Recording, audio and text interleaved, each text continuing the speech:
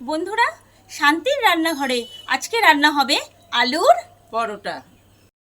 আলুর পরোটা বানানোর জন্য প্রথমে আলুগুলোকে সিদ্ধ করে নেবো। একটি পাত্রে জল দিয়ে আলুগুলো দিয়ে দিয়েছি, দিয়ে ঢাকা দিয়ে দিয়েছি।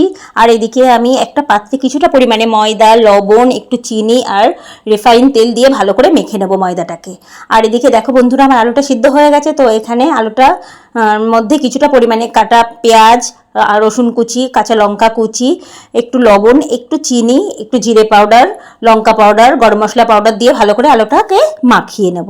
আর এদিকে দেখো আমার ময়দাটা মাখা রেডি হয়ে গেছে। এবার ময়দাটা গোল করে নিয়ে এর মধ্যে পুরটা ভরার জন্য একটু বেলে নিলাম, নিয়ে তার মধ্যে আলুটাকে দিয়ে এবার এটাকে ভালো করে মুড়িয়ে গোল করে নিয়ে তার মধ্যে এবার আমি ওটাকে আটার সাহায্যে বেলে নেব।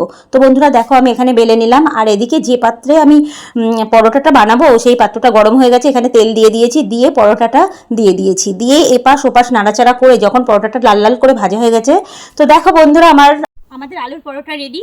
তো এবার মাকে খাইয়ে দেখবো কেমন হয়েছে।